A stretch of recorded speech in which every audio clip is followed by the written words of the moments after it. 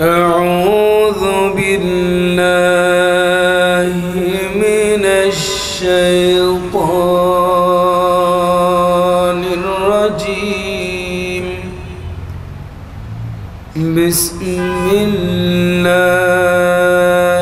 الرحمن الرحيم. الحمد لله رب العالمين خالق السماوات والأرضين، والصلاة والسلام على سيدنا وسندنا وحبيبنا وحبيب ربنا ورؤوفنا ورحيمنا وغوثنا وغياثنا سيد المرسلين وعلى آله وأصحابه وأهل بيته وأولياء ملته وعلماء لأهل سنته وعلينا معهم أجمعين. أما بعد، فقد قال الله تعالى عز وجل في شان حبيبه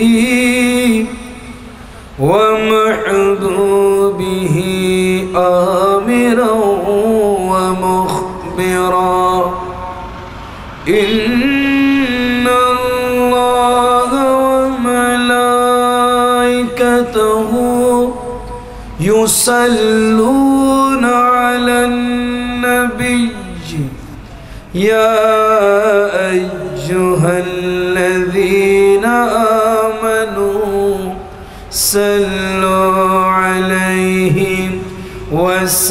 وسلموا تسليما. صلى الله على سيدنا محمد وآله.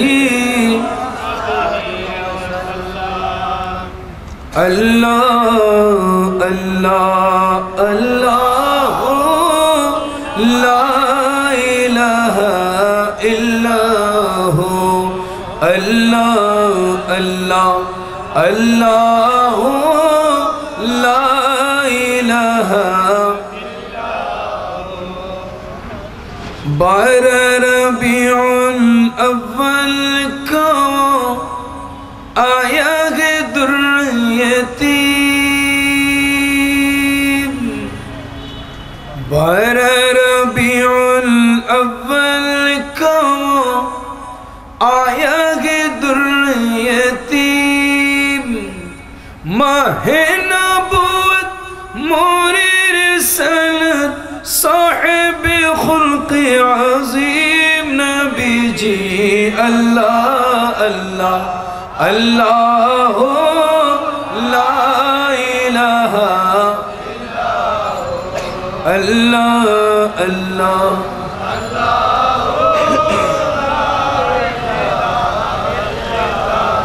یاسین طه کملی فلا قرآن کی تفسیر.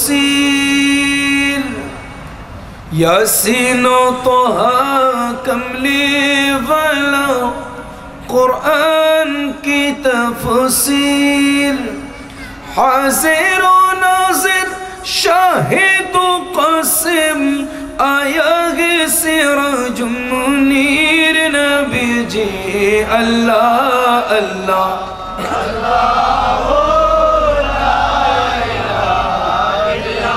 अल्लाह अल्लाह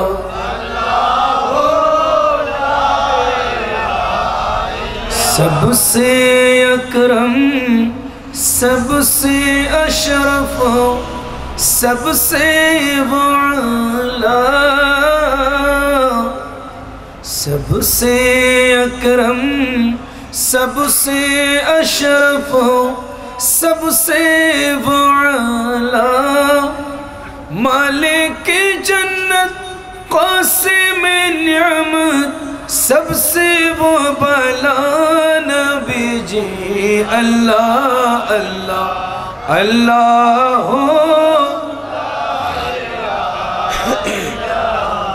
अल्लाह अल्लाह सलातुन या रसूल अलैकुम।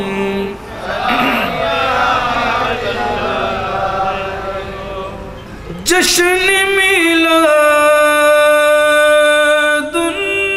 नबी, क्यों न झूमे अजम,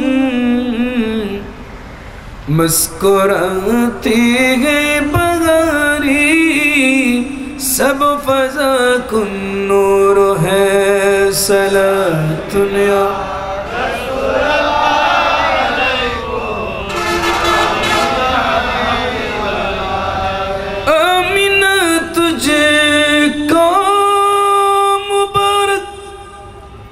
शाह की मिलद हो,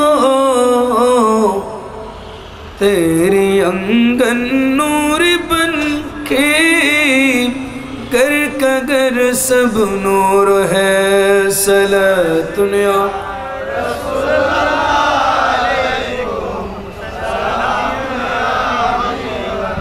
बिस्मिल्लाहिर रहमानिर रहीम।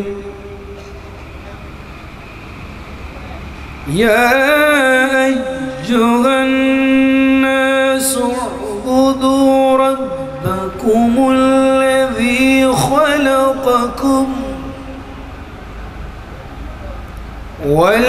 वल्लज़ीन मिन क़ब्लिकुम लअल्लकुम तत्तक़ून।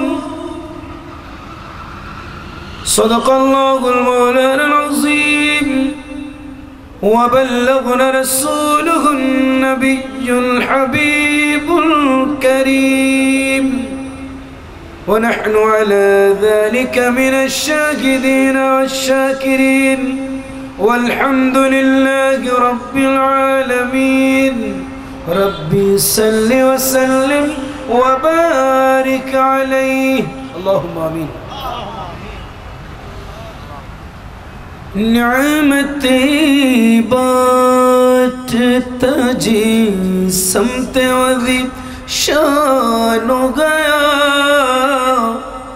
साथ ही मंशे रहमत का कलमदान हो गया। निअमतें बांटता जी ले खबर चल तो के गैरों की तरफ ध्यान गया। मेरे मौला मेरे आका तेरे कुर्बान हो गया। निअमतें बांटता जीस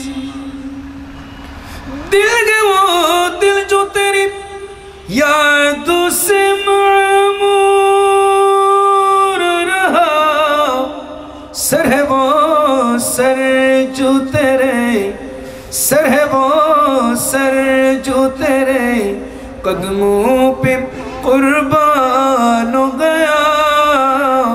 निअमतें बांटता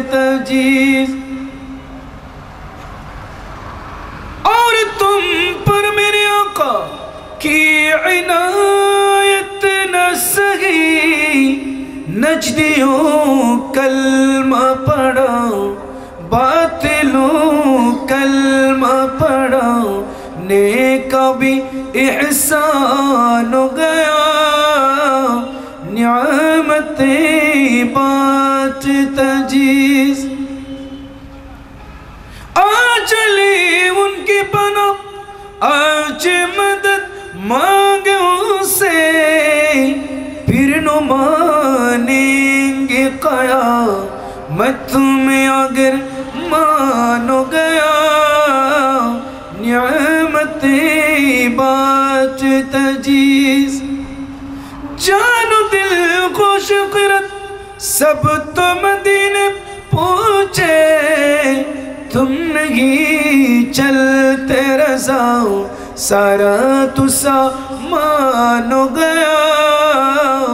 नियामतें बात तजीज़ अल्लाहुम्मा इस्तदरकना फी बारिश के मुहम्मदिन सल्लल्लाहु तआला अलैहि वसल्लम व बिआल बैत मुहम्मदिन सल्लल्लाहु तआला अलैहि वसल्लम या रब्बल आलमीन। अल्लाहुम्मा थब्बित अक़दामना अला क़ाइद अहलि सुन्नत वल जमाअह फला तजअलना मिनल बातिलीन या रब्बल आलमीन। अल्लाहुम्मा तक़ब्बल जमीअ दअवातना व निय्यातना व हाजातना बिल खैर बिइज़्ज़ति ला इलाहा इल्लल्लाह व बिहुर्मति मुहम्मद रसूलुल्लाह सल्लल्लाहु तआला अलैहि वसल्लम व बिहुर्मति ईद मिलादुन नबी सल्लल्लाहु तआला अलैहि वसल्लम व बिहुर्मति सय्यिदना मौलाना मौलाना शाह सूफी अकबर शाह रहमतुल्लाह अलैहि या रब्बल आलमीन वरहमना बिरहमतिका या अरहमर राहिमीन। मुअज़्ज़ज़ मोहतरम दुल मज्द वल एहतिशाम गौसे कॉमेडी बांग्लादेश हज़रत अकबर शाह रहमतुल्लाह अलैहि मज़ार बारी यूनिट 23 नং ওয়ার্ডের আওতাধীন ডবলমুড়ি থানার আওতাধীন এই শাখার উদ্যোগে আয়োজিত পবিত্র জশ্নে জুলুস ঈদ মিলাদুন নবী সাল্লাল্লাহু আলাইহি ওয়াসাল্লাম উপলক্ষে আজিম শান মিলাদ মাহফিল 2016 এর সম্মানিত সভাপতি, আজকের মাহফিলের সম্মানিত প্রধান অতিথি, মঞ্চাসীন বিশিষ্ট লেখক ও গবেষক, ইসলামী চিন্তাবিদ, গৌসে কমিটি বাংলাদেশ কেন্দ্রীয় পরিষদের সম্মানিত যুগ্ম মহাসচিব मोहतरम मुकर्रम अलहाज एडवोकेट मोहम्मद मुसाउद्दीन बख्तियार साहब किबला, आजकेर माहफिलेर प्रधान बक्ता विशिष्ट इस्लामी चिंताविद, लेखक और गवेषक,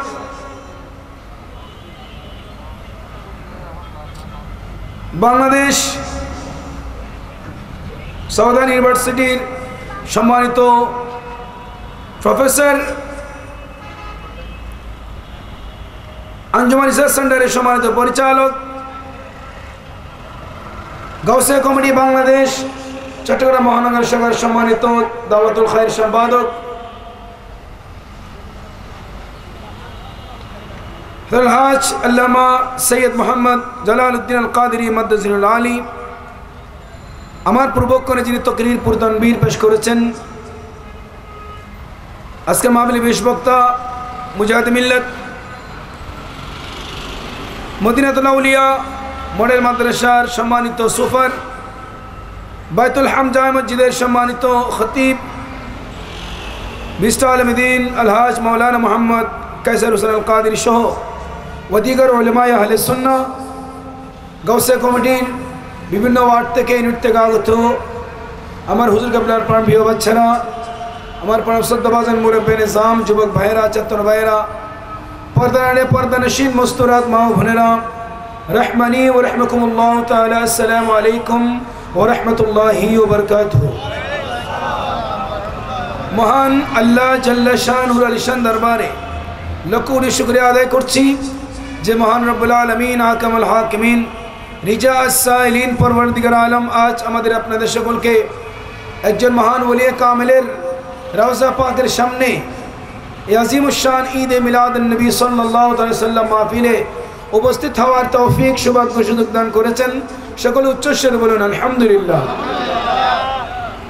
লাখো দরুদ ও সালাম জানাই কামলিওয়ালা নবী সরওয়ার কায়নাত নবী হুজুর করিম রউফুর রহিম সৈয়দ আলম সাল্লাল্লাহু তাআলা সাল্লাম দরবারে সকলে মোহাম্মত সুরে বলি আসসালাতু ওয়াসসালামু আলাইকা সাইয়্যিদি ইয়া রাসূলুল্লাহ আসসালাতু ওয়াসসালামু আলাইকা সাইয়্যিদি ইয়া হাবিবাল্লাহ আসসালাতু ওয়াসসালামু আলাইকা সাইয়্যিদি ইয়া নবিয়াল্লাহ الصلاة والسلام عليك سيدي يا شفيع المذنبين وعلى آلك وأصحابك يا سيدي يا رحمة للعالمين উচ্চস্বরে বলেন সুবহানাল্লাহ।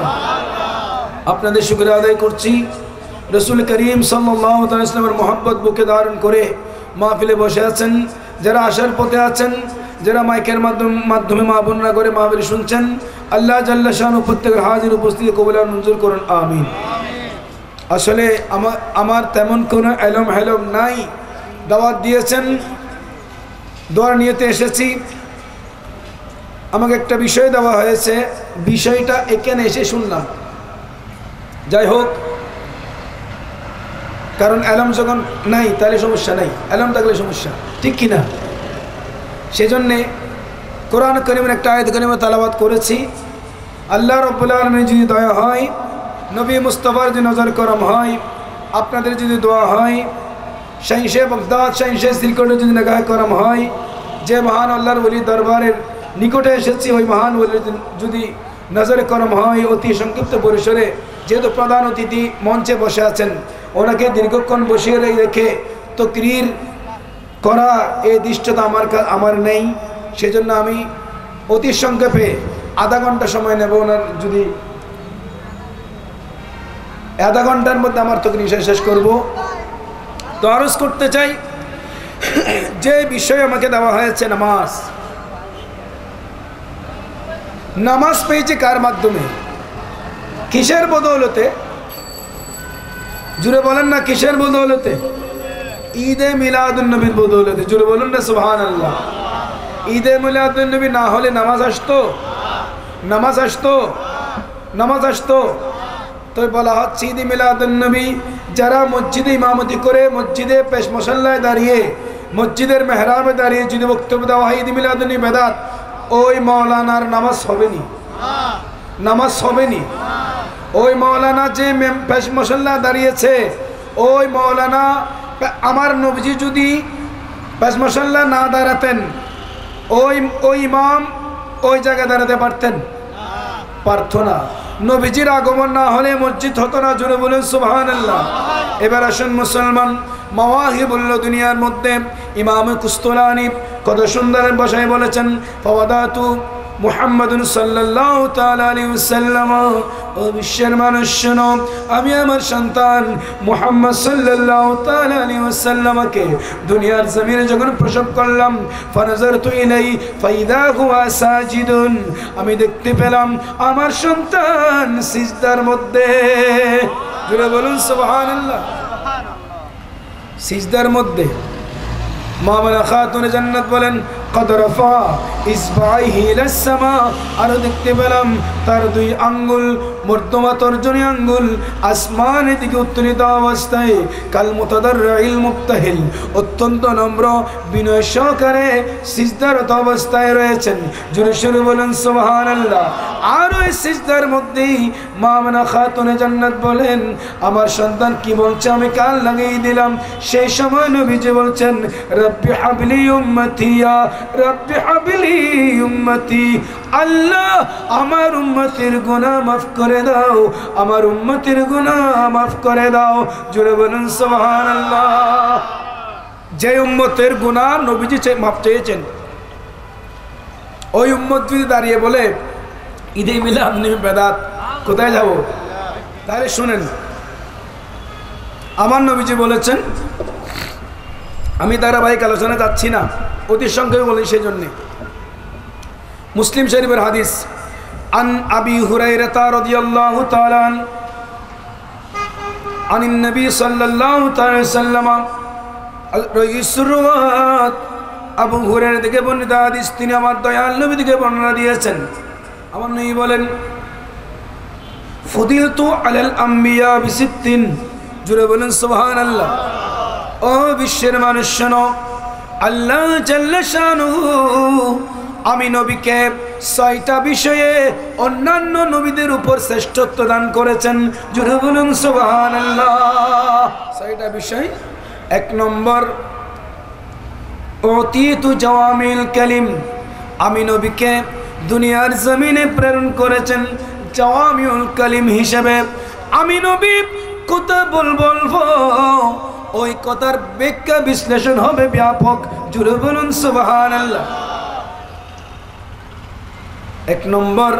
2 নম্বর হচ্ছে নুসিরতু বিররুব, ও বিশ্বের মানুষ শোনো, আল্লাহ জাল্লা শানু আমি নবীকে এমন বক্তব্যযুক্ত উজ্জ্বল চেহারা দিয়ে পাঠিয়েছেন, ওই চেহারা যখন কাফের মুশরিকরা দেখতো, আবু জেহেল, আবু লাহাব, উতবা, শাইবারা দেখতো, আমি নবীর চেহারা নোয়ার দেখে তাদের কম্পন সৃষ্টি হয়ে যেত, জোরে সোরে বলুন সুবহানাল্লাহ। আর আশিক প্রেমিকরা যখন দেখতো, তারা খুশিতে আনন্দিত হয়ে যেত, জোরে সোরে বলুন আলহামদুলিল্লাহ। 2 নম্বর। 3 নম্বর শুনে আমার নবী বলেন, উহিল্লাত লিয়াল গানায়েম, ও বিশ্বের মানুষ শোনো, আল্লাহ জাল্লা শানু আমি নবীর উপর গনিমতের মাল হালাল করে দিয়েছেন। অন্যান্য আম্বিয়া আলাইহিস সালাম, আদম আলাইহিস সালাম থেকে শুরু করে ঈসা রুহুল্লাহ পর্যন্ত যে সকল আম্বিয়া আলাইহিস সালাম দুনিয়াতে এসেছেন, তারা কাফেরদের বিরুদ্ধে, মুশরিকদের বিরুদ্ধে জিহাদ করেছেন, যুদ্ধ করেছেন। ওই কাফের মুশরিকদের রেখে যাওয়া সম্পদগুলো, গনিমতের মাল, এগুলো ওই যুগের নবীদের উপর হালাল ছিল না, বৈধ ছিল না। আল্লাহ জাল্লা শানুহু আমি নবীর জন্যে, আমি নবীর উম্মতের জন্যে ওই গনিমতের মাল হালাল করে দিয়েছেন, জুড়ে বলুন সুবহানাল্লাহ। কয় নম্বর গেল? 3 নম্বর গেল। এবার 4 নম্বর আসেন। আমার নবী বলেন, জুইলাত লিয়াল আরদান মসজিদান তাহুরা, ও বিশ্বের মানুষ শোনো, আল্লাহ জাল্লা শানুহু আমি নবীর ঈদে মিলাদুন নবীর মাধ্যমে, আমি নবীর শুভাগমনের মাধ্যমে এই জমিনকে মসজিদ বানিয়ে দিয়েছেন, জোরে শুনে বলেন সুবহানাল্লাহ। আল্লাহু আকবার, ইয়া রাসূলুল্লাহ,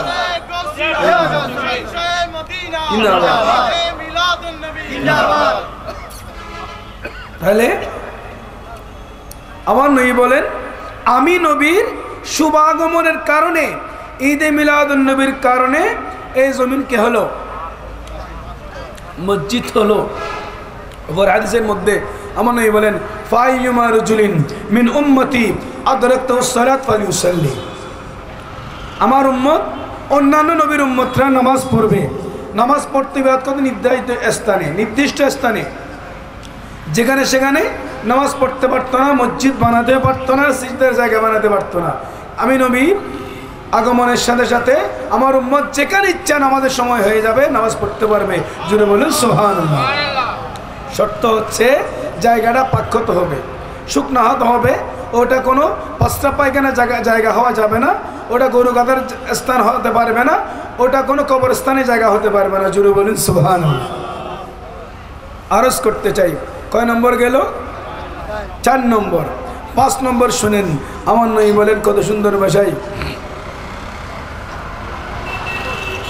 উরসিলতু ইলাল খালকি কাফা, অন্যান্য আম্বিয়া আলাইহিস সালাম দুনিয়াতে এসেছেন এলাকা ভিত্তিক, অঞ্চল ভিত্তিক, এরিয়া ভিত্তিক, আর আমি নবী কোন এলাকা ভিত্তিক নয়, অঞ্চল ভিত্তিক নয়, আমি এসেছি সমগ্র মখলুকাতের জন্য, জুড়ে বলেন সুবহানাল্লাহ। 6 নম্বর আমার নবী যে বলেন, ও খাতামা বিয়ান নবিয়্যুন, আর আমি নবীর মাধ্যমে আল্লাহ জাল্লা শানুহু নবীদের আগমন বন্ধ করে দিয়েছেন, নবুয়তের দরওয়াজা বন্ধ করে দিয়েছেন। আনা খাতামুন নবিয়্যিন লা নবিয়্য বাদি, আমি নবী শেষ নবী, আমার পর আর কোনো নবী আসবে না, জুড়ে বলুন সুবহানাল্লাহ। এই 6টা বিষয় আল্লাহ আমি নবীকে 6টা বিষয়ে অন্যান্য আম্বিয়া আলাইহিস সালামের উপর শ্রেষ্ঠত্ব দান করেছেন, জুড়ে বলেন সুবহানাল্লাহ।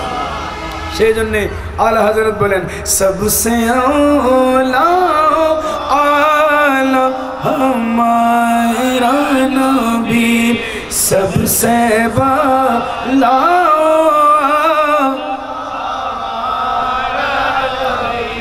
अपने मौला का प्यारा हमारा नबी दोनों आलम का दुल्हा हमारा नबी सबसे औला हमारा नबी सबसे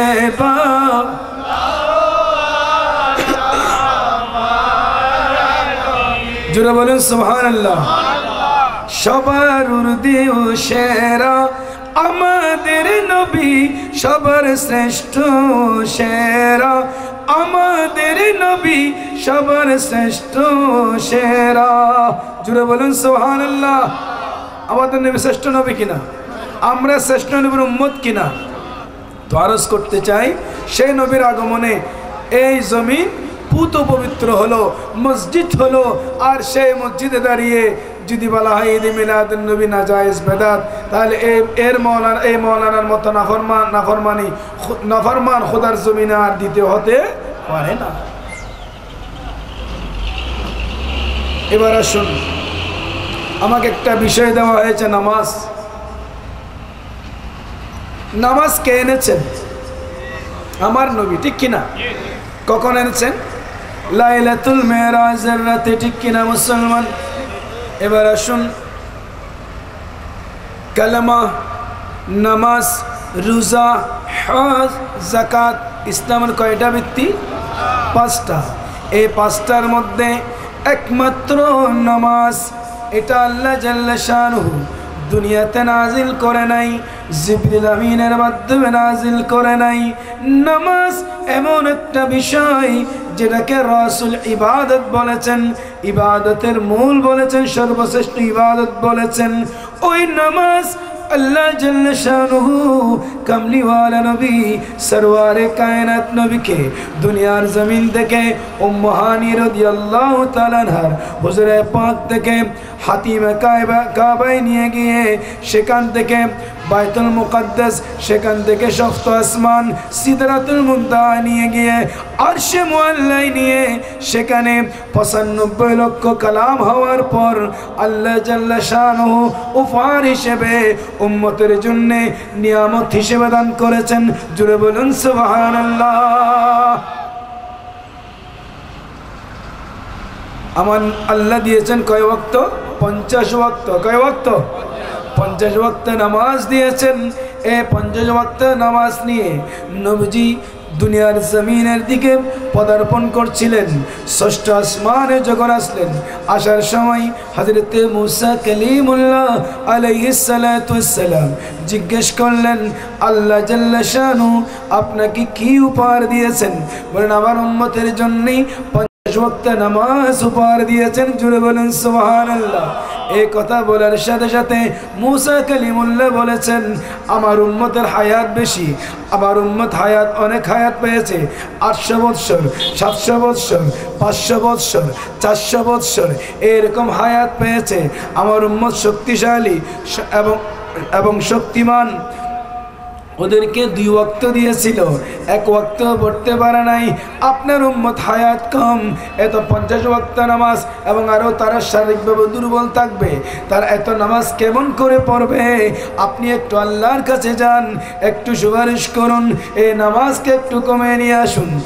তখন আল্লাহ জাল্লা শানুর কাছে সুপারিশের জন্য নবী মুস্তাফা গেলেন কোথায় থেকে ষষ্ঠ আসমান থেকে আরশে মুআল্লায় যাওয়ার সময় বুরাক ছিল সিদরাতুল মুনতাহা থেকে রফরফ নামক বাহন ছিল কিন্তু আবার ষষ্ঠ আসমানে আসা এখান থেকে আবার গেলেন যাওয়ার মধ্যে কোনো বাহন ছিল না জুড়ে সুরে বলুন সুবহানাল্লাহ। মুসলমান আরজ করতে চাই কামলিওয়ালা নবী সরওয়ারে কায়নাত নবী আল্লাহর কাছে গেলেন আল্লাহ জাল্লা শানু কবুল করলেন বন্ধু যাও ৫ ওয়াক্ত কমিয়ে দিলাম জুড়ে বলুন সুবহানাল্লাহ। ৫ ওয়াক্ত যখন কমিয়ে দিলেন নবীজি বললেন নবীজি আসার সময় মুসা কালিমুল্লাহ জিজ্ঞেস করলেন কয় ওয়াক্ত দিয়েছেন বলেন ৪৫ ওয়াক্ত আবার যান আবার যান। এইভাবে 9 বার গেলেন। 9 বার গিয়ে 5 নং 45 ওয়াক্ত নামাজ কমালেন। এবার সর্বশেষ 5 ওয়াক্তের মধ্যে চলে আসলেন। মুসা কালিমুল্লাহ বললেন, কয় ওয়াক্ত? 5 ওয়াক্ত। আবার যান, আপনার উম্মত পারবে না, ওরা দুর্বল, 5 ওয়াক্ত নামাজ আদায় করতে পারবে না, ওরা দুর্বল। সেই জন্যে আমার কামলিওয়া নবী বললেন, ও মুসা কালিমুল্লাহ, আমি নবীর লজ্জাবোধ করছি, আমি নবী যেতে পারবো না। সাথে সাথে আল্লাহ রাব্বুল আলামিন ঘোষণা দিলেন, আলহাম করলেন, ওগো আমার বন্ধু, আপনাকে আসতে হবে না, আমি আল্লাহ বুঝলাম আপনার কথা, যান, আমি আল্লাহ আপনি রাসূলের মাধ্যমে আপনার উম্মতকে শুভ সংবাদ দিচ্ছি। লা ইউবাদদিলুল কাউলু লাদাইয়া, আমি আল্লাহর কালাম পরিবর্তন হয় না। সেজন্য আপনি যান, আপনার উম্মতকে আমি যে 50 ওয়াক্ত ঘোষণা দিয়েছি ওই ঘোষণা বহাল থাকবে। আপনি নবীর উসিলায় আপনার উম্মত 50 ওয়াক্ত থেকে 5 ওয়াক্ত পেয়েছে, নামাজ আদায় করবে 5 ওয়াক্ত, কিন্তু সওয়াব পাবে 50 ওয়াক্তের। জুড়ে বলুন না সুবহানাল্লাহ। সাওয়া দিলে লেবুর রস দি গলা খাবে, লেবুর রস দি দে, লেবুর রস সারা দাও।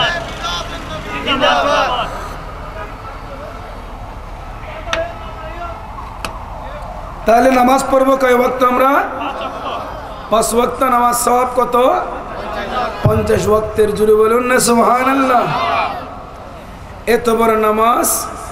এবার আসুন, عن أبي هريرة رضي الله تعالى عنه قال قال رسول الله صلى الله تعالى عليه وسلم رئيس الرواد আবু হুরায়রা থেকে বর্ণিত হাদিস, তিনি বলেন, আমার কামলিওয়ালা নবী, সরওয়ারে কায়নাত নবী, উম্মতের কান্ডার নবী ঘোষণা দিলেন, as-salawatul khams, 5 ওয়াক্ত নামাজ। কয় ওয়াক্ত? 5 ওয়াক্ত নামাজ। ওয়াল জুমাআতু ইলাল জুমআহ, এক জুমা থেকে আরেক জুমা। ও রমজান ইলার রমজান, এক রমজান থেকে আরেক রমজান। যদি কোনো আল্লাহর বান্দা 5 ওয়াক্ত নামাজ আদায় করেন, এই জুমা থেকে ওই জুমা নামাজ পড়েন, অথবা এই বৎসর রমজান থেকে পরবর্তী রমজান মাস পর্যন্ত নামাজ কন্টিনিউ আদায় করেন, ইদাজতুল মুকাফফিরাতুল লাহুমা লিমা বাইনাহুমা ইদাজতুনিবাতিল কাবায়ের। আমার নবী বললেন, ও বিশ্বের মানুষ শোনো, ও আমার উম্মতরা শোনো, তুমি যদি 5 ওয়াক্ত নামাজ আদায় করো, যদি প্রতি জুমাবার এক জুমা থেকে আরেক জুমা নামাজ আদায় করো, অথবা এই বৎসর রমজান থেকে নামাজ শুরু করেছো, আগামী বৎসর রমজান পর্যন্ত নামাজ আদায় করেছো, এর মধ্যে কোনো কবিরা গুনাহ না করো, আল্লাহ জাল্লা শানুহু তোমার অতীত জীবনের সমুদয় গুনাহ মাফ করে দেবেন। জোরে বলুন সুবহানাল্লাহ। জোরে বলুন না সুবহানাল্লাহ।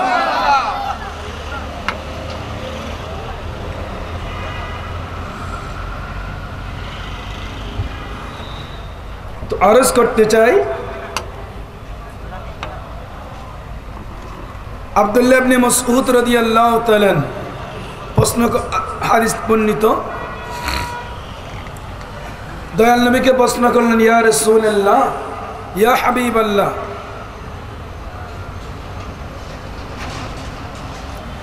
আইয়ু মিন আইয়ি আমালিন আহাব্বু ইলাল্লাহ, আল্লাহ রাব্বুল আলামিনের কাছে বান্দার সবচেয়ে কোন আমল উত্তম?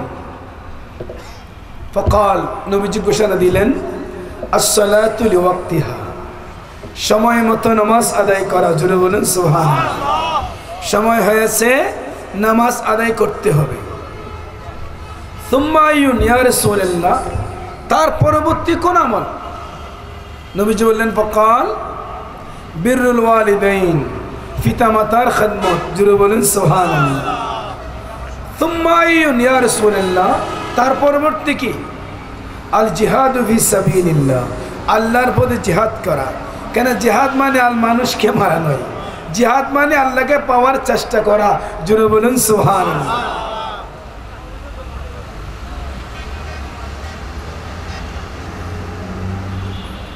আব্দুল্লাহ ইবনে মাসউদ বলেন, ওয়ালাইন সাআলতুন নাবিয়্যা, আমি যদি নবীকে আরো প্রশ্ন করতাম, লাযাদাতানি, নবী যে আমাকে আর অধিক বলতেন, আমি আর প্রশ্ন করি নাই। জোরে বলেন সুবহানাল্লাহ।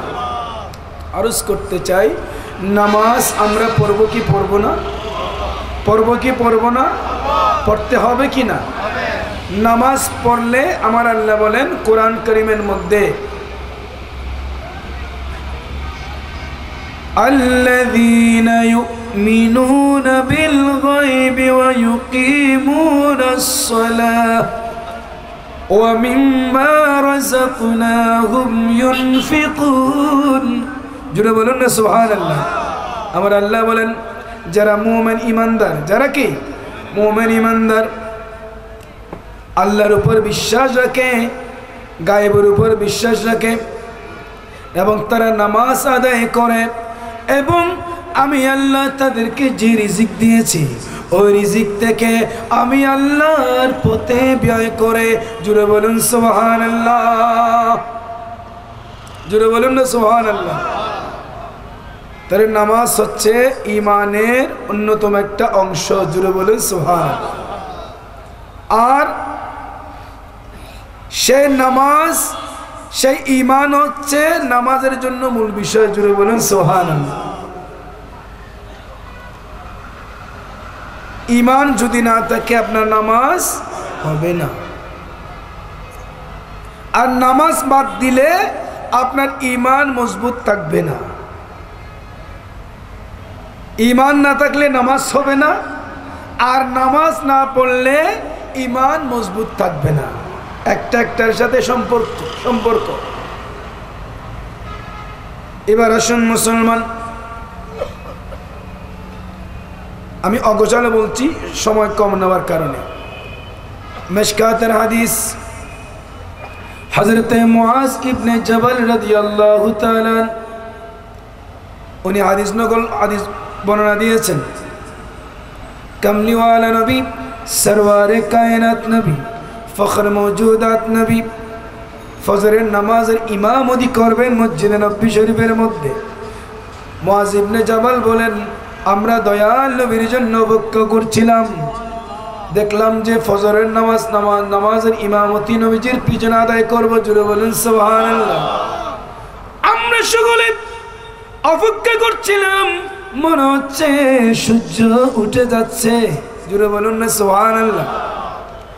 এই কঠিন অবস্থায় দেখলাম সূর্য এবার উঠে যাচ্ছে, নবীজি হঠাৎ করে আসলেন, এসে নামাজের ইমামতি করলেন। আমরা নবীজির পিছনে নামাজ আদায় করলাম। নামাজ শেষ হওয়ার পর কামলিওয়ালা নবী, সরওয়ারে কায়নাত নবী মিম্বর শরীফে সালওয়া আফরোজ ফরমালেন এবং জিজ্ঞেস করলেন, ওগো সাহাবায়ে কেরাম, আমি নবীর আজকে এত দেরি কেন হয়েছে? তোমরা জানতে চাও কি চাও না? জুড়ে বলুন সুবহানাল্লাহ। আমার নবী যখন বললেন, সাহাবায়ে কেরাম বললেন, ইয়া রাসূলুল্লাহ, ইয়া হাবিবাল্লাহ, আপনি নবী বললে আমরা শুনবো। নবীজি বললেন, শোনো তাইলে। আমি নবী রাত্রিবেলা নামাজে তাহাজ্জুদ আদায় করলাম। আমরা তাহাজ্জুদ পড়ি কিনা? আলহামদুলিল্লাহ। আরজ করতে চাই, আমার নবীজি নামাজে তাহাজ্জুদ আদায় করলেন। বললেন, সাহাবায়ে কেরাম, নামাজে তাহাজ্জুদ আদায় করার পর হঠাৎ করে আমার তন্দ্রা চলে আসলো। কি চলে আসলো? তন্দ্রা চলে আসলো। ওই সময় আপনি স্বপ্নে দেখলাম আমার আল্লাহ রব্বুল আলামিন আকামুল হাকিমিন আমি নবীর সামনে উপস্থিত। জোরে জোরে বলুন সুবহানাল্লাহ।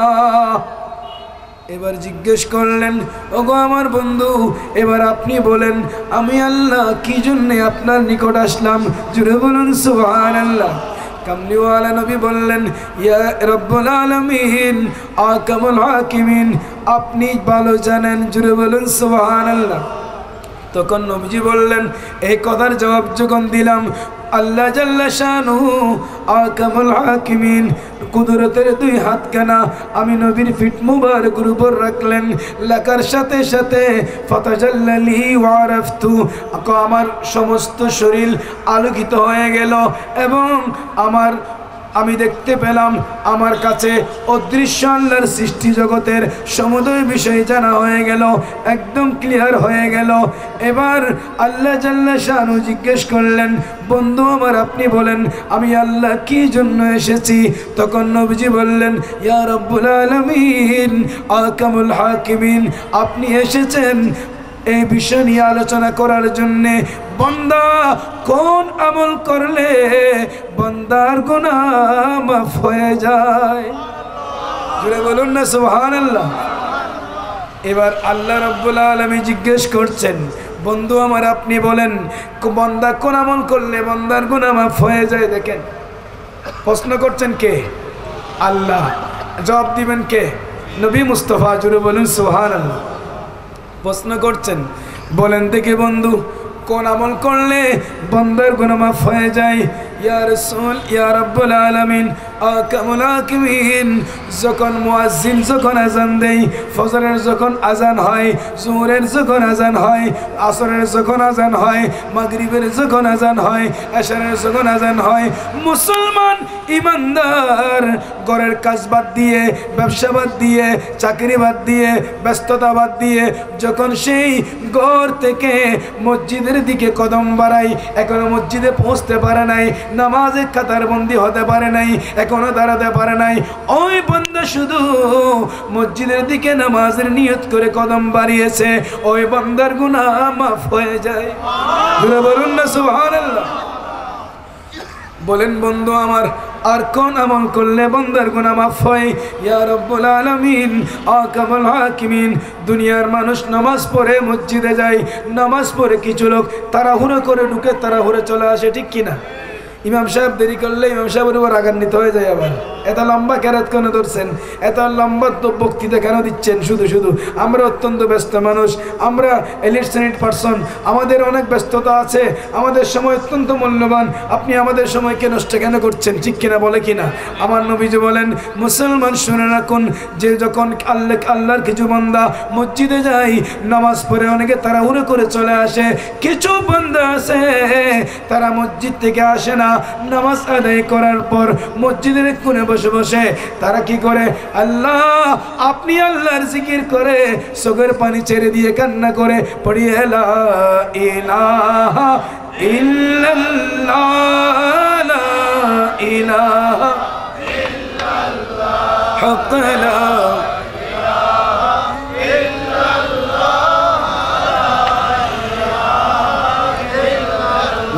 হক লা ইলাহা ইল্লাল্লাহ।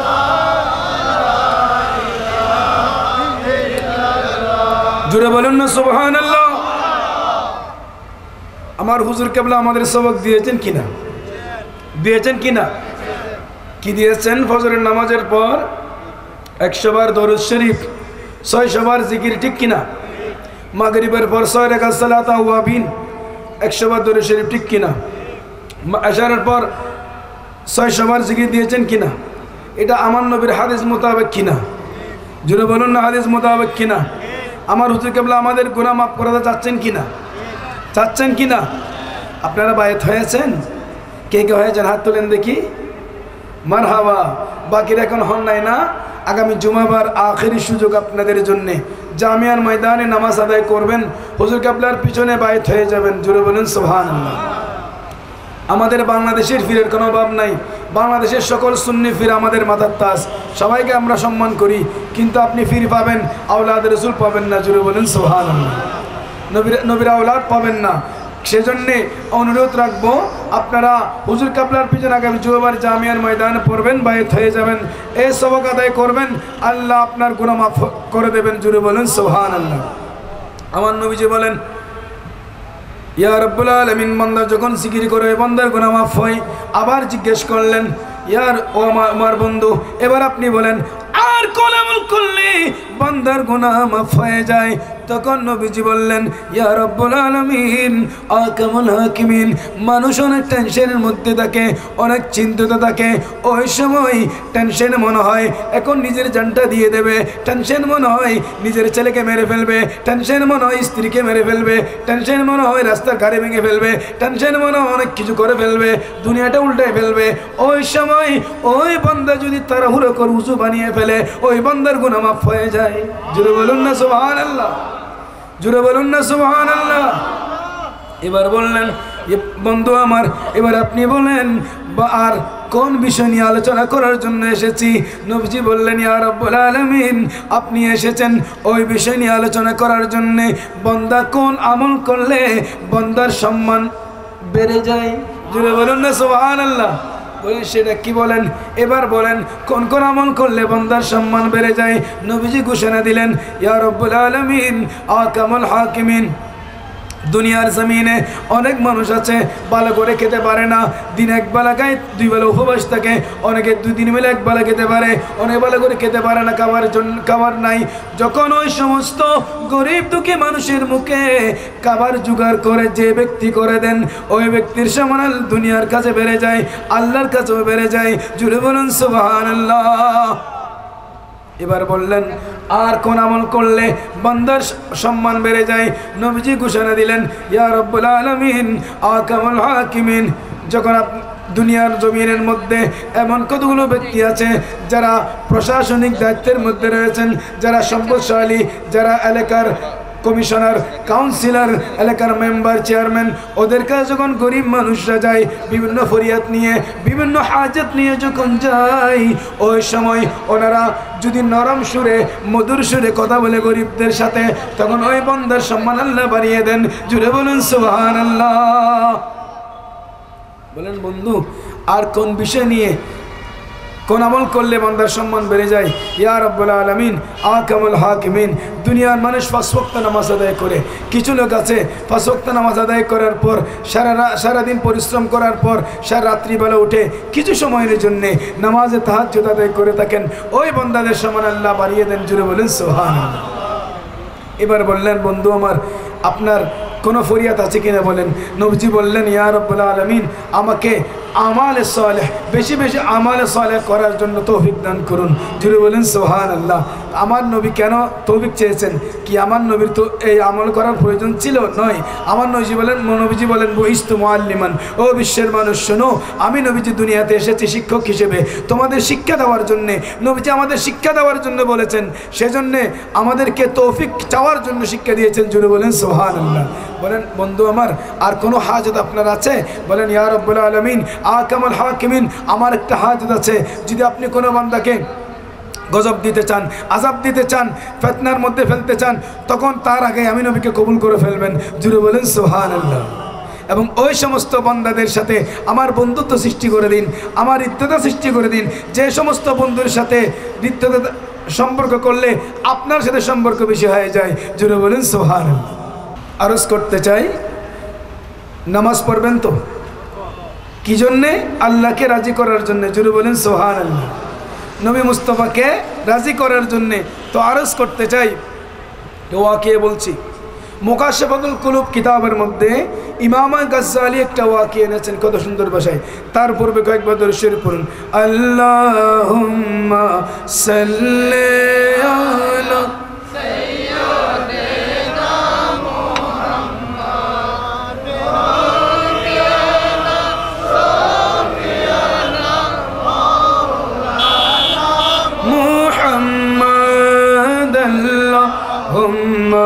salli ala sayyidina Muhammad nabiyana sabiyana maulana Muhammad nur nabiyir agomone kushir deu kul jahane nur nabiyir আগমনে খুশির ঢেউ কুল জাহানে মিলাদুন নবীর জুলুস দেখে শয়তানের দল পীরানা আল্লাহুম্মা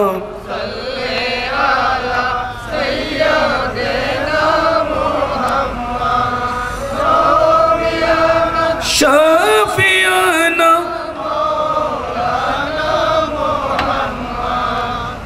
আরজ করতে চাই ইমাম গাজ্জালি উল্লেখ করলেন মুকাশাফাতুল কুলুবের মধ্যে সেই যুগে বাজারের মধ্যে গোলাম বেচা কিনা হতো। ইরাকের জমিনের একজন কোটিপতি লোক ঘরের জন্য গোলাম ক্রয় করার জন্য গেলেন বাজারে। গোলাম ক্রয় করা হলো। গোলাম বললেন আমার 3টা শর্ত আছে। কয়টা শর্ত? 3টা শর্ত। বলেন কি শর্ত? বলে 1 নম্বর শর্ত আমি আপনার কাজ করব, নামাজের যখন সময় হবে তখন আমাকে ছুটি দিতে হবে। জোরে বলুন সুবহানাল্লাহ। 2 নম্বর শর্ত কি? 2 নম্বর শর্ত হচ্ছে আপনি দিনের বেলায় আমার কাছ থেকে খেদমত নেবেন, রাত্রিবেলা নিতে পারবেন না। 3 নম্বর কি শর্ত? 3 নম্বর শর্ত আমাকে একটা রুম দিতে হবে, সে রুমটা ভাঙা হোক, ভাঙা চোরা হোক, অসুবিধা নাই, ওই রুমে আমি ছাড়া কেউ থাকতে পারবে না। জোরে বলুন সুবহানাল্লাহ। মালিক বললেন ঠিক আছে চলেন। ওই মালিক কিন্তু কোনো ইবাদত বন্দি করতো না, নামাজ পড়তো না। কোটিপতি মানুষ, কি আসে যায়, দ্বন্দ্বলতের মোহে পড়ে আল্লাহ পর্যন্ত ভুলে গেছে, ইসলাম পর্যন্ত ভুলে গেছে, কিছুই বুঝে না। এখন এই কোটিপতি মালিক দেখলো 1 সপ্তাহ 2 সপ্তাহ 1 মাস হয়ে গেল। হঠাৎ করে মনে পড়লো, হ্যাঁ আমার গোলাম তো আমাকে শর্ত দিল 3টা, 2টা শর্ত আমি মানলাম, দেখবো রাত্রিবেলা সে কি করে। সে কোনো চুরি করেনি, কোথায় যায় দেখব। সে বলেছে তার রুমে সে একলা থাকবে, কি করে দেখব। মুসলমান ওই মালিক রাত যখন গভীর হলো তখন এই গোলামের ঘরের দিকে গেল, ঘরের জানালা দিয়ে দেখতে লাগলো ঘরের ভিতর ওই গোলাম নামাজ আদায় করছে। জোরে বলুন সুবহানাল্লাহ। ওই গোলামের মাথার উপর একটা নূরের বাতি জ্বলতেছে। জোরে বলুন না সুবহানাল্লাহ। ওই গোলাম সিজদায় গেল, কান্নাকাটি করছে, আল্লাহ আমি 2 মালিকের কাজ আমি করি। দুনিয়াতে আমাকে 1 মালিকের কাজ করতে হয় দিনের বেলায়, রাত্রিবেলা আপনি মালিকের সিজদার মধ্যে থাকতে হয়। আল্লাহ যদি আমাকে এই দুনিয়ার মালিকের কাজ করতে না হতো তাহলে আমি 24 ঘন্টা তোমার ইবাদতের মধ্যে কাটিয়ে দিতাম। জোরে বলুন সুবহানাল্লাহ। ওই মালিক সারা রাত ধরে দাঁড়িয়ে রইল। যখন ফজরের আজান পড়ল ওই নূরের বাতি চলে গেল। মালিক ঘরে সকালবেলা স্ত্রীকে গিয়ে বলল, আমার সহধর্মিনী শোনো, আমরা যে লোকটার কাজ দিয়েছি এটা তো কোনো সাধারণ লোক নয়, এমন লোক যে তার এই অবস্থা। আমি কালকে সারা রাত দাঁড়িয়ে থাকলাম তার ঘরের বাইরে। স্ত্রী বলল আমি দেখব। তারপরের দিন স্ত্রী গেল, দেখতে পেল ওই গোলামের মাথার উপর নূরের বাতি জ্বলছে, নামাজরত অবস্থায় রয়েছে, সিজদায় গিয়ে কান্নাকাটি করতে লাগলো। তখন তার কান্না দেখে মালিক এবং মালিকের স্ত্রী তারাও কাঁদতে লাগলো। আল্লাহ আমাদের ধন দিয়েছো, দৌলত দিয়েছো, ইজ্জত দিয়েছো, সম্মান দিয়েছো, তুমি আল্লাহকে চিনার মতো জ্ঞান আমাদের দাও নাই। আজকে আমরা এত ধন দৌলত পাওয়ার পরও তুমি আল্লাহকে চিনি নাই, তুমি আল্লাহর ইবাদত আমরা করছি না। এই গোলাম তার পেটে খাবার নাই, তার ঘরে থাকার মতো ঘর নাই, তার কিছু নাই, সেই গোলাম নিজে পেটের দায়ে কাজ করে খাই, তারপরে তুমি আল্লাহকে সে ভুলে নাই। আল্লাহ আজকে আমরা এই গোলামের মাধ্যমে তুমি আল্লাহর পরিচয় পেলাম। জুড়ে বলুন সুবহানাল্লাহ। সকালবেলা যখন হলো ওই গোলামের স্ত্রী, ওই মালিকের স্ত্রী গোলামকে তলব করলো, ঘরে গিয়ে ভালো করে উত্তম করে নাস্তা খাওয়ালেন। আপ্যায়ন করলেন, বললেন আমরা ক্ষমা চাই, আমরা 1 মাস ধরে আপনাকে কষ্ট দিয়েছি, আপনি অনেক খেদমত করেছেন, আপনি তো কোনো সাধারণ মানুষ নন, আপনি অসাধারণ একজন ব্যক্তি, যে আজকে আপনি আপনার মাধ্যমে আমাদের দুজনের অন্ধকার কলব আলোকিত হয়ে গেল, আমাদের চোখের পর্দা উঠে গেল। আমরা আল্লাহকে এতদিন চিনি নাই, আল্লাহর তাকওয়া আমাদের ছিল না, আজকে আমরা আল্লাহর তাকওয়া চিনেছি, আল্লাহর ইবাদত করার মর্যাদা গুরুত্ব আমরা বুঝেছি, যে আজ থেকে আপনাকে আর কাজ করতে হবে না, আজ থেকে আপনি এখানে থাকবেন, আমরা আপনার খেদমত করব এবং আমাদের কাজ আমরাই করব, আপনি আমাদের ঘরে মেহমান হিসেবে থাকবেন। জুড়ে বলুন সুবহানাল্লাহ। এই কথা শোনার সাথে সাথে ওই গোলাম বলল, ইয়া সাহিবাস সির ইন্নাস সিররা, ইয়া সাহিবাস সির ইন্নাস সিররা, আল্লাহ আমি এতদিন গোপন ছিলাম, আমাকে কেউ চিনতে পারে নাই, আজকে তুমি আল্লাহ আমাকে গোপন রাখো নাই, আমাকে গোপন করে দিয়েছো। কদ যাহারা ওয়ালা উরিদু হায়াতি মাদামা ইশতাহারা, আল্লাহ আমাকে যখন ওপেন করে দিয়েছো, প্রকাশ করে দিয়েছো, আমি আল্লাহর এখান দুনিয়াতে থাকতে চাই নাই। এই কথা বলতে বলতে যখন সাথে সাথে লা ইলাহা ইল্লাল্লাহু মুহাম্মাদুর রাসূলুল্লাহ কলমা শরীফ পড়ে পড়ে ওই মালিক এবং মালিকের স্ত্রীর সামনে জানটা চলে গেল। ইন্না লিল্লাহি ওয়া ইন্না ইলাইহি রাজিউন। জুড়ে বলুন সুবহানাল্লাহ, জুড়ে বলুন না সুবহানাল্লাহ। আরজ করতে নামাজ পড়তে হবে, নামাজ পড়তে হবে। আমার আল্লাহ বলেন,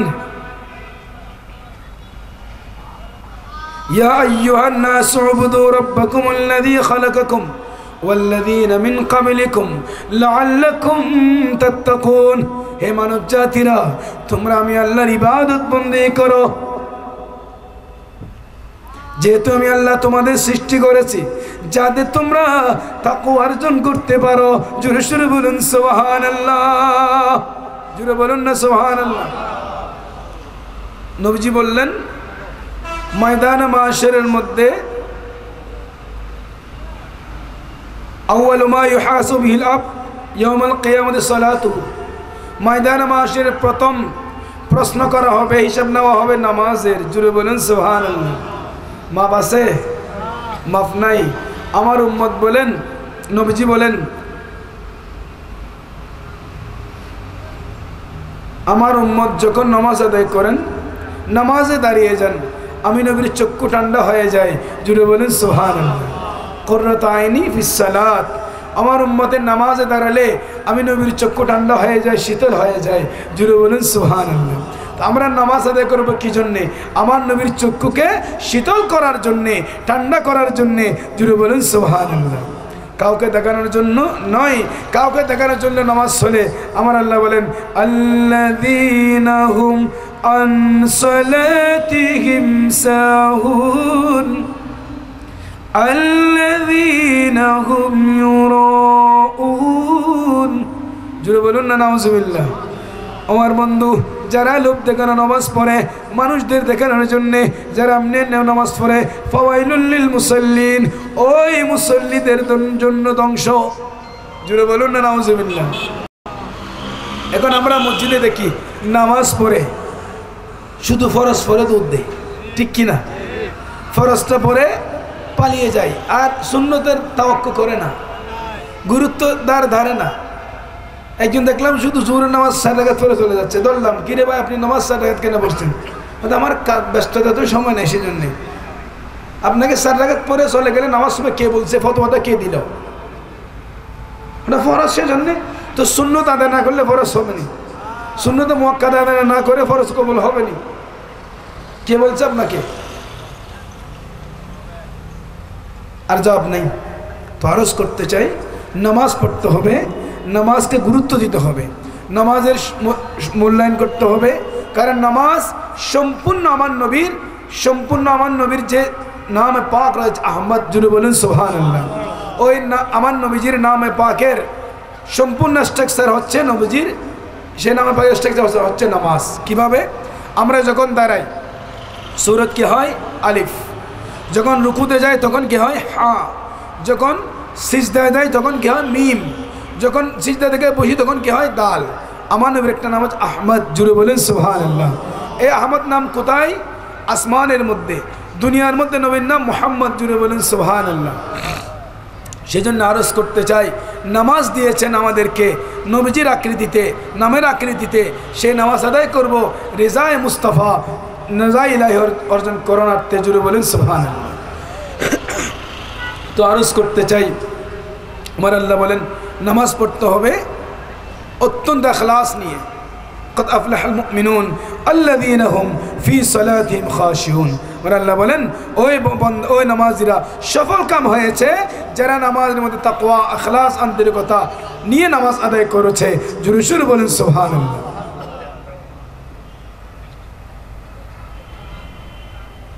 অনেকে মনে করে নামাজ পড়ার কি দরকার। আমার আল্লাহ বলেন আফাহাসিবতুম আন্নামা খালাকনাকুম আবাসা, তারা কি এটা মনে করে, ধারণা করে যে আমি আল্লাহ তাদেরকে এমনি এমনি সৃষ্টি করলাম। আইহাসাবুল ইনসানু আন ইউতরাকা সুদা, তারা কি মনে করছে, ধারণা করছে যে আমি আল্লাহ তাদেরকে ধরবো না, তাদের হিসাব নিকাশ নেব না, তাদেরকে ছেড়ে দেওয়া হবে? জর্রা জর্রা হিসাব নেবে কিনা? আমার আল্লাহ বলেন ইন্না ইলাইনা ইয়াবাহুম সুম্মা ইন্না আলাইনা হিসাবাহুম। বান্দা, আমার কাছে যখন আসবে, এই দুনিয়াকে তোমরা মনে করছো খাও দাও ফুর্তি করো, দুনিয়াটা মস্ত বড় অনেক কিছু বলেছো, যখন আমি আল্লাহর কাছে আসবে, আমি আল্লাহ জর্রা জর্রা হিসাব নেব। জোরে সোরে বলেন সুবহানাল্লাহ।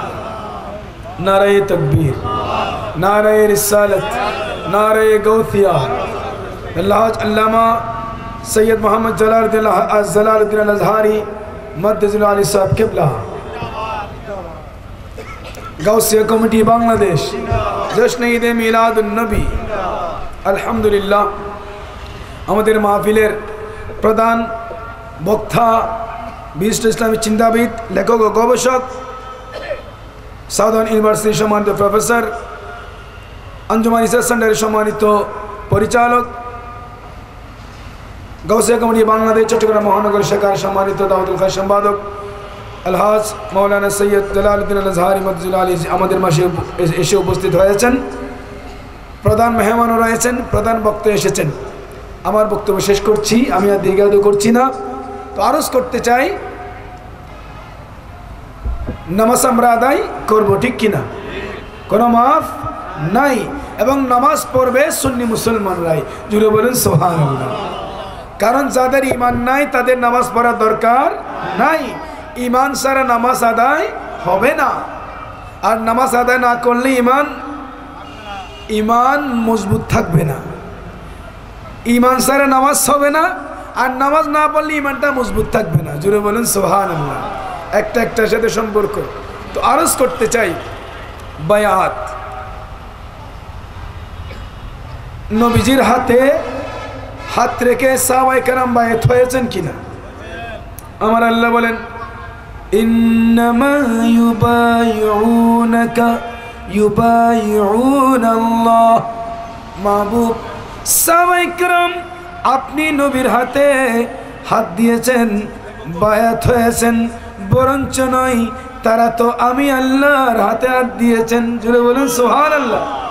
ইয়াদুল্লাহি ফাওকা আইদিহিম, বরঞ্চ তাদের হাতের উপর আমি আল্লাহর কুদরতের হাত রয়েছে, জুড়ে সুরে বলুন সুবহানাল্লাহ। জুড়ে বলুন না সুবহানাল্লাহ। মুসলমানরা কোরআন শরীফের আয়াত সূরা ফাতাহ 10 নম্বর আয়াতে আমার আল্লাহ ঘোষণা দিয়েছেন। এবার আসুন হাদিসে পাকের মধ্যে আমরা দেখি সাহাবায়ে কেরাম নবীর সাথে ওয়াদা করেছেন, ইয়া রাসূলুল্লাহ, ইয়া হাবিবাল্লাহ, আমরা 5 ওয়াক্ত নামাজ আদায় করার উপর আমরা ওয়াদা করলাম, আপনি নবীর হাতের উপর হাত রেখে বায়াত হলাম, 5 ওয়াক্ত নামাজ আদায় করব, তারপর আমরা আমালে সালেহ করব, আমরা গুনাহ থেকে বেঁচে থাকব, আমরা হজ আদায় করব, আমরা যাকাত আদায় করব, আমরা ইসলামের হুকুম আহকাম পালন করব, জোরে সোরে বলুন সুবহানাল্লাহ। মুসলমান এইভাবে যদি আমরা দেখি, সাহাবায়ে কেরাম নবীজির হাতে হাত রেখে বায়াত হয়েছেন, তাবিঈনগণ সাহাবায়ে কেরামের হাতে বায়াত হয়েছেন, তবে তাবিঈনগণ তাবিঈনদের হাতে বায়াত হয়েছেন। এইভাবে সালফে সালিহিনদের হাতে বায়াত হয়েছেন সকল উলামায়ে ইসলাম, মুফাসসিরিন, মুহাক্কিকিন, মুদাক্কিকিন সহ ফুকাহা ও কবানুজাবা সকলে বায়াত হয়েছেন। জোরে সুরে বলুন সুবহানাল্লাহ। হুজুর গৌসে পাক অলিকুল সম্রাট কিনা? অলিকুল সম্রাট না গৌসে পাক? সমস্ত ওলিদের ওলি না? উনি বায়াত হয়েছেন কার কাছে? আবু সাঈদ মখজুমির হাতে। জুড়ে বলেন সুবহানাল্লাহ। এভাবে আমরা যদি সরকার আজমির খাজা করিম নওয়াজ উনি বায়াত হয়েছেন খাজা ওসমান হারুনের হাতে, ঠিক কিনা? এইভাবে সমস্ত আউলিয়া কামিলিন, ওনারা কি কম বুঝেছেন? কোরআন হাদিস কম বুঝেছেন? ওনারা কেন বায়াত হয়েছেন? ইমাম জুনায়দ বাগদাদী রাহমাতুল্লাহ আলাইহি রহমা বলেন, মান লাইসা লাহু শাইখুন ফাশাইখাহু শাইতান। দুনিয়াতে যার যে বায়াত হয় নাই, যে ফিরের হাতে বায়াত হয় নাই, তার ফির হবে শয়তান। জুড়ে বলুন নাউজুবিল্লাহ। কারণ ময়দান মাশরে আল্লাহ আপনাকে নাম ধরে ডাকবেন না। আমার আল্লাহ বলেন ইয়াউমা নাদউ কুল্লু উনাসিম বিইমামিহিম। আমি আল্লাহ ময়দান মাশরে ইমাম ধরে ডাকবো। ইমাম হচ্ছেন গৌসে পাক, ইমাম হচ্ছেন শাহ বাগদাদ, ইমাম হচ্ছেন সরকার আজমির, ইমাম হচ্ছেন ইমাম আজম আবু হানিফা, ইমাম মালিক, ইমাম আহমদ ইবনে হাম্বল, এই সমস্ত ইমামদের নাম ধরে ডাকা হবে। আপনি যে ইমামের হাতে বায়াত হয়েছেন, ওই ইমামের পিছনে আপনি গৌসে পাকের হাতে বায়াত হলে গৌসে পাক শাহ বাগদাদের পিছনে আপনি থাকবেন। আপনি শাহ সিগুরের হাতে বায়াত হন, আপনি শাহ সিগুরের পিছনে থাকবেন। আপনি হুজুর কেবলা সৈয়দ মোহাম্মদ তৈয়ব শাহ রাদিয়াল্লাহু তাআলা হাতে বায়াত হন, ওনার পিছনে থাকবেন। আর আপনি যদি আল্লামা সৈয়দ মোহাম্মদ তাহের শাহ আলীর হাতে বায়াত হন, ওনার পিছনে থাকবেন। জুড়ে বলেন সুবহানাল্লাহ। বলেন নামাজ পড়ি, কোরআন তেলাওয়াত করি, হালাল খাই হারাম খাই না, আমার বায়াত কি দরকার? তাহলে গৌসে পাক কেন বায়াত হয়েছেন? সাহাবায়ে কেরাম কেন বায়াত হয়েছেন? জুড়ে বলুন না সুবহানাল্লাহ। এবার আসুন কেন বায়াত হবেন একটা প্র্যাকটিক্যাল প্রমাণ বলি। আলা হযরত ইমাম আহলে সুন্নাত আল্লাহ বিশেষ করে শাহ আহমদ রেজা খান ফাজিল বেলভী কত সুন্দর ভাবে একটা ওয়াকিয়া বর্ণনা দিয়েছেন। যুগশ্রেষ্ঠ মুফাসসির ফখরুদ্দিন রাজি আলাইহির রহমা তাফসীরে কবির শরীফ লিখেছেন। কি লিখেছেন? তাফসীরে কবির। বিশ্ববিখ্যাত মুফাসসির। ওনার সকরাত চলতেছে। কি চলতেছে? সকরাত মানে কঠিন অবস্থা। শয়তান আসবে ঈমান নেওয়ার জন্যে, আজরাইল আসবে জান নেওয়ার জন্যে। সেই কঠিনতর মুহূর্তে সকরাত চলতেছে। সেই কঠিন সময় ইবলিস শয়তান আসলো। ইমাম ফখরুদ্দিন রাজি, যিনি সারা জীবন কোরআন নিয়ে রিসার্চ করেছেন, গবেষণা করেছেন, বিশ্ববিখ্যাত তাফসীর লিখেছেন, তাফসীরে কবির। ওনার সকরাতের সময় ইবলিস শয়তান এসে বলল আল্লাহ দুইটা, আল্লাহ তিনটা, আল্লাহ চারটা, আল্লাহ পাঁচটা যুক্তি দিতে লাগলো। শয়তানের যুক্তির কোনো শেষ নাই। আর এদিকে যুক্তিগুলো খণ্ডন করতে লাগলেন বিশ্ববিখ্যাত মুফাসসির ইমাম ফখরুদ্দিন রাজি আলাইহির রহমা। দীর্ঘক্ষণ হয়ে গেল। তখন এই কঠিন অবস্থায় বিশ্ববিখ্যাত মুফাসসির যদি ঈমান হারা অবস্থায় দুনিয়া থেকে যায়, কোন অবস্থা হবে? কি কঠিন অবস্থা হবে? সেই সময় ওনার পীর মুর্শিদ কেবলা নজমুদ্দিন কুবরা রাদিয়াল্লাহু তাআলা অনেক দূরে উনি দেখতে পেলেন যে ওনার মুরিদ ইমাম ফখরুদ্দিন রাজির সকরাত চলতেছে। তখন তিনি উজু করছিলেন, নামাজে তাহাজ্জুদের জন্য উজু করছিলেন। ওই সময় কতগুলো পানি উপরের দিকে নিক্ষেপ করলেন। ওই পানিগুলো এসে ইমাম ফখরুদ্দিন রাজির মুখের মধ্যে পড়লেন। জুড়ে বলেন সুবহানাল্লাহ। গায়েব থেকে ইলহাম হলো ফখরুদ্দিন রাজি শয়তানের সাথে, তুমি আর কোনো যুক্তি তর্ক করবে না, কোনো যুক্তি দিবে না, কোনো কথা বলবে না। তুমি দলিল ছাড়া কোনো বেলা দলিলে তুমি বলে দাও লা ইলাহা ইল্লাল্লাহু মুহাম্মাদুর রাসূলুল্লাহ। জুড়ে বলেন সুবহানাল্লাহ। কলমা শরীফ পড়লেন। আর বিশ্ববিখ্যাত মুফাসসির ওনার পীর মুর্শিদের নেগা কর্মের উসিলায়, মদদের উসিলায়, সাহায্যের উসিলায় ওনার খাতমা বিল খায় নসিব হলো, কলমা শরীফ নসিব হলো, মুমিন কামেল হয়ে দুনিয়ার জমিন থেকে গেলেন। জুড়ে বলেন সুবহানাল্লাহ। আর আমরা এতই ভাগ্যবান, এই জন্যে আমরা মুর্শিদ কেবলা পেয়েছি গৌসে পাকের কাদিরিয়া তরিকার। জুড়ে বলেন সুবহানাল্লাহ। আর গৌসে পাক নিজে বলেছেন যে আমি আল্লাহ রাব্বুল আলামিনের কাছ থেকে ওয়াদা নিয়েছি যে আমার মুরিদ দুনিয়ার জমিন থেকে কলমা শরীফ না পড়ে যাবে না। জুড়ে বলেন সুবহানাল্লাহ। কলমা শরীফ পরে পরে দুনিয়া থেকে যাবে। এবং যুগশ্রেষ্ঠ হাদিসের ইমাম আল্লামা ইবনে জৌজি আলাইহির রহমা, যিনি আলমে হাদিসের মধ্যে ব্যারিস্টার ছিলেন, উনি বলতেছেন লা মুরিদা শাইখিন আসআদা মিন মুরিদিল গাউদ। দুনিয়ার জমিনে অনেক তরিকা আছে, তরিকা কাদরিয়া, চিশতিয়া, নকশবন্দিয়া, মুজাদ্দিদিয়া, কলন্দরিয়া, সুরওয়ারদিয়া, তাইফুরিয়া, ভান্ডারিয়া, অনেক তরিকা আছে, হক তরিকা রয়েছে। ওই সমস্ত তরিকার মধ্যে একমাত্র ভাগ্যবান তরিকার মুরিদ হচ্ছে গৌস পাক শাহ বাগদাদের কাদিরিয়া তরিকার মুরিদ। জুড়ে বলুন সুবহানাল্লাহ, জুড়ে বলুন না সুবহানাল্লাহ। সেজন্যে আলা হযরত বলেন কাদিরি কর কাদিরি রখ कादरियों में उठा कदर अब्दुल कादर कुदरत नमा के वास्ते।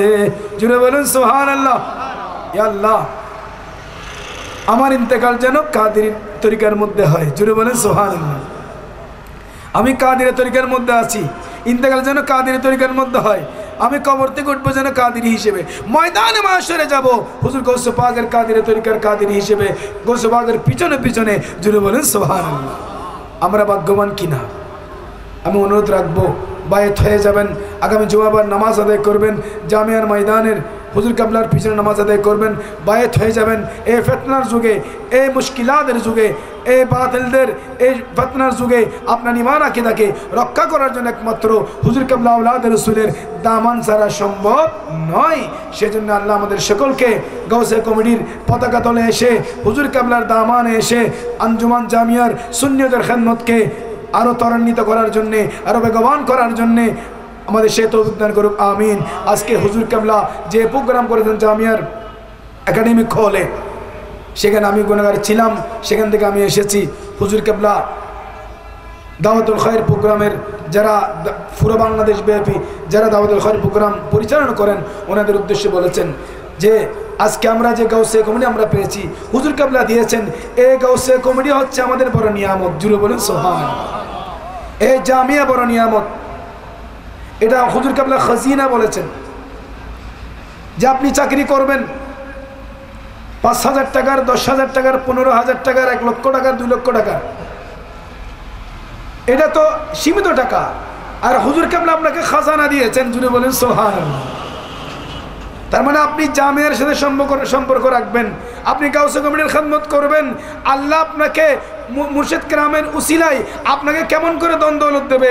আপনি ১ লক্ষ টাকা, ২ লক্ষ টাকা নয়, আপনি কোটি কোটি টাকা পাবেন। জুড়ে বলেন সুবহানাল্লাহ। আপনাকে এটা বুঝতে হবে, এটার কদর করতে হবে। এটা আজকে আমাদের মাহবুব হুজুর কাবলা আমাদেরকে ইঙ্গিত করে বুঝিয়ে দিয়েছেন। তো আমরা হুজুর কাবলার এই নির্দেশকে মেনে চলবো, দাওয়াতুল খায়র প্রোগ্রামকে বেগবান করব। গাউসে গণের প্রত্যেক ভাইরা দাওয়াতুল খায়র প্রোগ্রাম চালু রাখবেন। আপনার চালু করে ইবতিদা করে ইন্তেহা করবেন না, ইবতিদা করে জারি রাখবেন।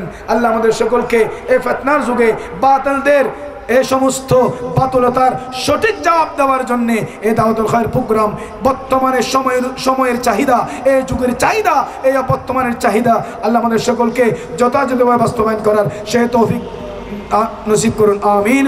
ওয়া আখির দাওয়ানা আলহামদুলিল্লাহি রাব্বিল আলামিন। আসসালামু আলাইকুম ওয়া রাহমাতুল্লাহ।